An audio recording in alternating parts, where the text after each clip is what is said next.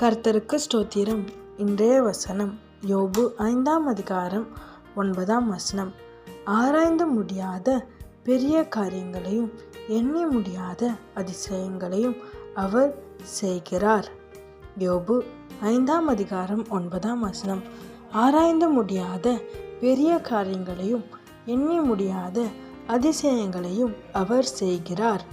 இந்த வசனம் ரொம்ப அழகாக சொல்லுது. ஏசப்பா நம்மளுக்காக நினைத்து கூட பார்க்க முடியாத காரியங்களையும் அதிசயங்களும் செய்கிறாராம். ஆமேன். இப்போ கூட நீங்கள் நினைக்கிறீங்களே, இந்த மாதம் எப்படி நடக்கும், எப்படி போகும், இனி வர மாதங்களுக்கு நான் என்ன பண்ணுவேன், இல்லை இந்த காரியத்துக்கு என்ன பண்ணுவேன், இந்த மாதிரி பல காரியத்தை குறித்து கலங்கி போய் குழம்பி போய் பயத்தோடு இருக்கீங்களே.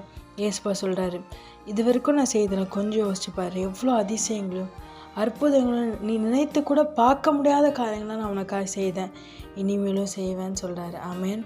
உங்கள் வாழ்க்கையில் நடக்கும், உங்கள் பிள்ளைங்க வாழ்க்கையில் நடக்கும்.